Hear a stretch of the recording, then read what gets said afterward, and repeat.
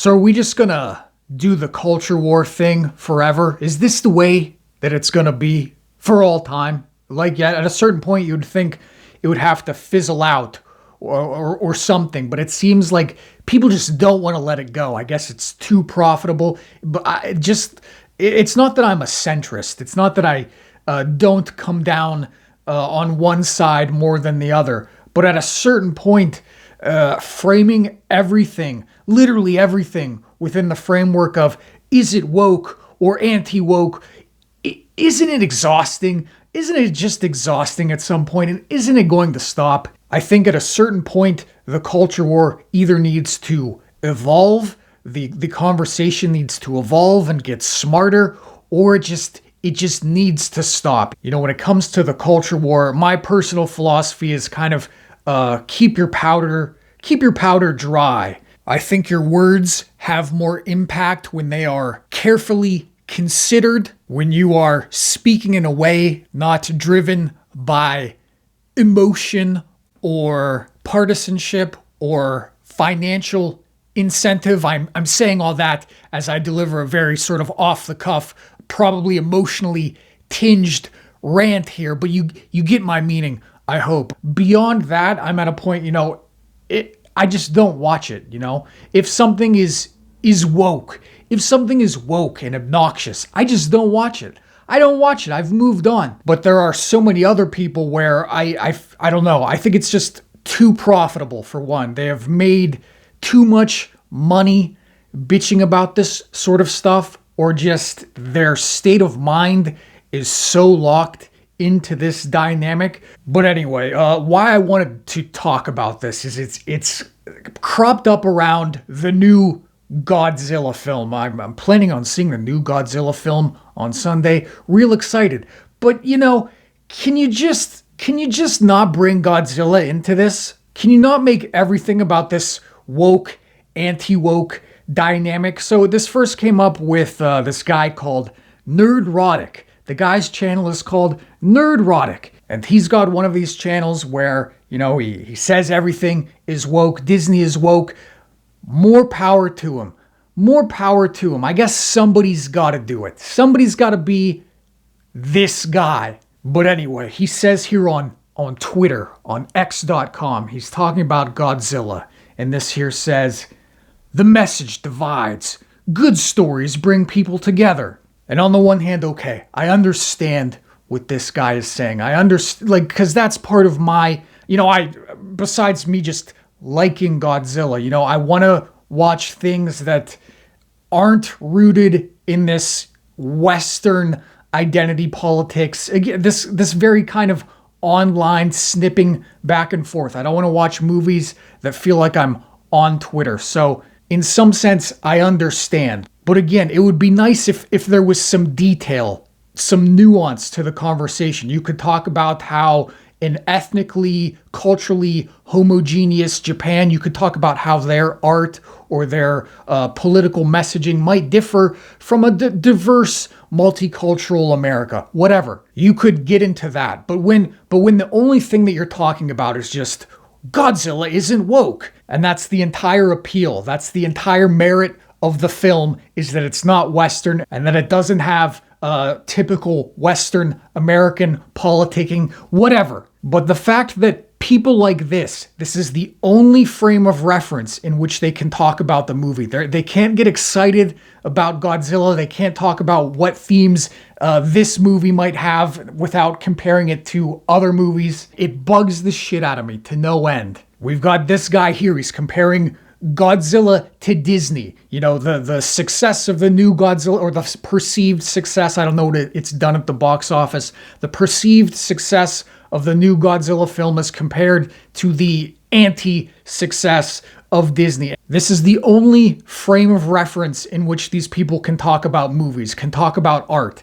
And again, this isn't that I don't have my own point of view. It's not that I don't, in some sense, agree with what they're saying. But again, it's been so many years of this. If you don't know the score by now, if you haven't divorced yourself and tried to make something new, to try and find things that are good, that exist outside this very modern, very online way of thinking. At a certain point, it just kind of becomes performative. This type of conversation was also happening around the new trailer for the Furiosa movie, the new Mad Max spin-off Furiosa movie, and I saw people saying things like, oh, there's a woman in it, there's a woman lead.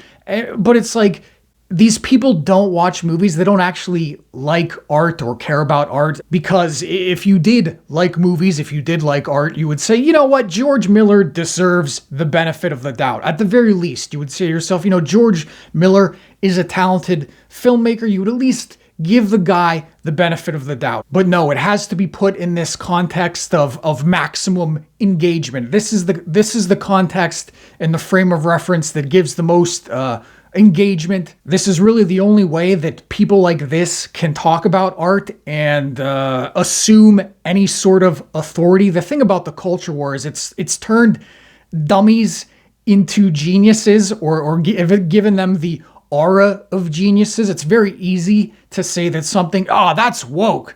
That's woke. It's very affirming to hear somebody talk like that, and social media and YouTube is all about it's all just about affirming other people's already held ideas. So it's very easy and very affirming to just say, this is woke, and to assume some sort of authority. And I think that's part of it as well, is if we did not have this culture war dynamic, if these people did not frame everything within the culture war, they really wouldn't have anything to talk about. They don't really know about art or politics. This is really the only foot in the door they have as far as any sort of public presence. So that's sort of, I think, part of the reason why the culture war thing is so, people are so hesitant to let it go. Okay, now here's the opposite side of the coin. I've bitched about these people enough. Now here's the sort of opposite side of the spectrum is once a gentleman like this Nerdrotic fella introduces something like Godzilla into the culture war frame of reference,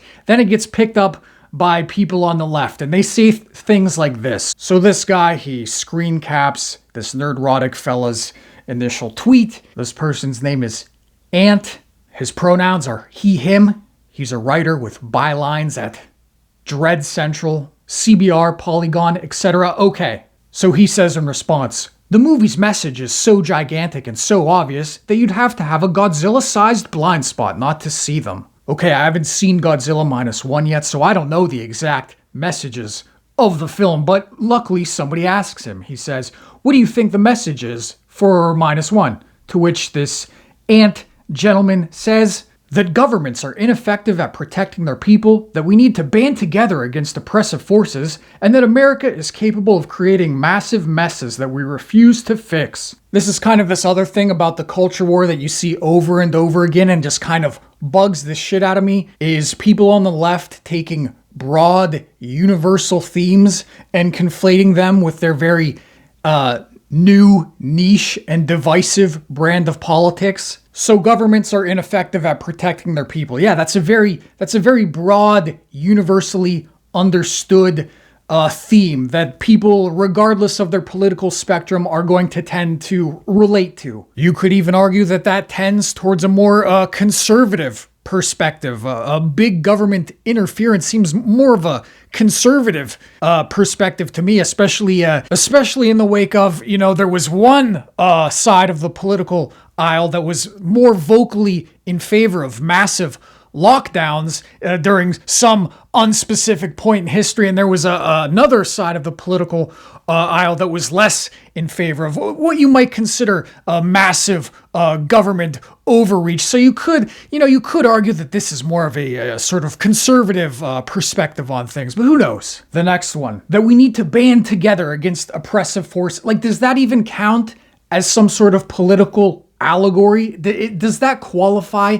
Is that like a specifically leftist thing? I'm sure in this person's mind, they imagine it as like people of all races standing up against Donald Trump, whatever. But again, you're pointing to a very broad message. You're pointing to a very broad theme, a very broad allegory. The last one, that America is capable of creating massive messes that we refuse to fix. Do you think that's not a conservative opinion? America is capable of creating massive messes that we refuse to. Are you telling me that conservatives weren't up in arms about East Palestine? I think East Palestine has more in common allegorically with Godzilla than, say, I don't know, whatever you got in mind.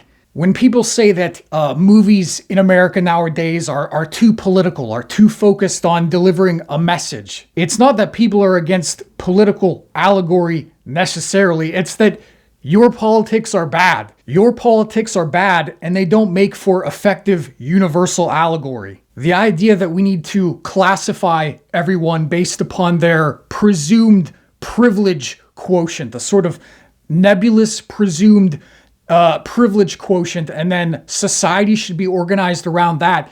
Those are bad ideas.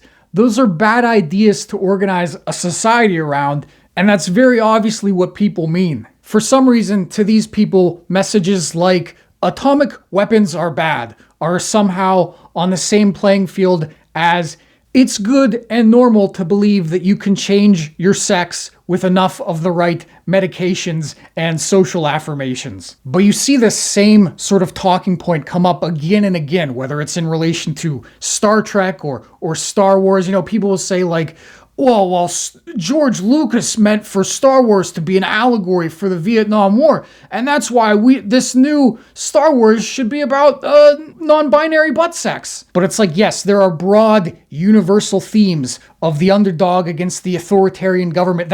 Those are very, again, broad, universal. Whereas what these people are constantly advocating for is very niche, very specific, very Western. But then the same conversation repeats again and again and again. And no matter how well you try and argue your point, I've been down this rabbit hole so many times of trying to very earnestly, very thoughtfully communicate with people who think different than me, and then to have them respond with like a GIF, with like a oh, you're so stupid, here's a Breaking Bad GIF. The conversation doesn't get better. It doesn't improve. It doesn't evolve. It's just stupid. It's just the entire conversation is just a web of low-hanging fruit and just people snipping and bitching at each other, and things like Godzilla Minus One, which should be a very universal experience where everybody should be able to come together and say, yeah, I really enjoyed that. That was really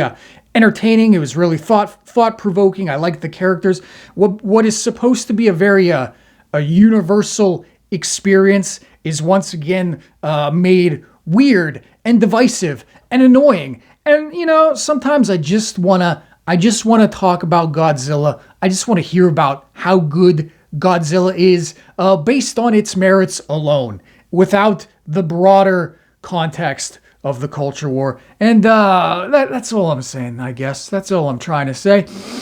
Is that too unhinged? Was this too unhinged?